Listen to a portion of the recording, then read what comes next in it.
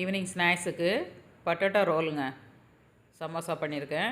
எப்படி பண்ணுறதுன்னு பார்க்கலாம். 50 கிராம் ரவை எடுத்து பவுட்ரு பண்ணி எடுத்துக்கோங்க. 150 கிராம் மைதா மாவுங்க, அரை ஸ்பூன் ஜீரகம், அரை ஸ்பூன் வரமிளகாத்தூள், உப்பு போட்டுக்கோங்க. அப்புறமா தேவைக்கேற்ப எண்ணெய் ஊற்றிட்டு நம்ம மல்லித்தழையும் போட்டு நல்லா சாஃப்டாக பிசைஞ்சு எடுத்துக்கணுங்க.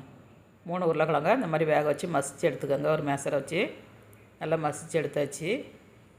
இப்போ இஞ்சி, துருவின இஞ்சி, ஒரு பச்சை மிளகாய், மல்லித்தழை, சாட்டு மசாலா, கரம் மசாலா, வரமல்லித்தூள், அப்புறமா மஞ்சள் தூள், வரமிளகாத்தூளுங்க, லெமன், அரை லெமன் புழிஞ்சு ஊற்றிருக்கேன். ஒரு வெங்காயத்தை கட் பண்ணி போட்டிருக்கேன். உப்பு போட்டு நல்லா மிக்ஸ் பண்ணி எடுத்து வச்சுக்கோங்க.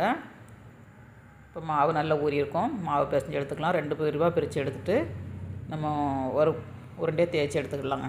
மாவு மேலே டிப் பண்ணி தேய்ச்சி எடுத்துக்கோங்க. தேய்ச்சி எடுத்துகிட்டு நம்ம பாதி மசாலாவை மேலே வச்சு நல்லா ஸ்ப்ரெட் பண்ணிவிட்டு இந்த மாதிரி ரோல் மாதிரி பண்ணணுங்க. ரோல் பண்ணி அப்புறமா நம்ம கட் பண்ணி எடுக்கணும். நல்லா அழுத்தி ரோல் பண்ணிக்கோங்க. இப்போ கத்தியில் கொஞ்சோண்டு எண்ணெய் தடவிட்டு இந்த மாதிரி கட் பண்ணி எடுத்திங்கன்னா சூப்பராக வந்துடுங்க. இதில் கடைசியில் ஒரு டிப்ஸு இருக்குது பாருங்கள். நம்ம மாவில் முக்கி போடுறதோட இந்த மாதிரி மாவை வந்து தூத்திட்டு நம்ம எடுத்து போட்டோம்னா ரொம்ப ஈஸிங்க பண்ணுறது. இந்த டிப்ஸை ஃபாலோ பண்ணுங்கள்.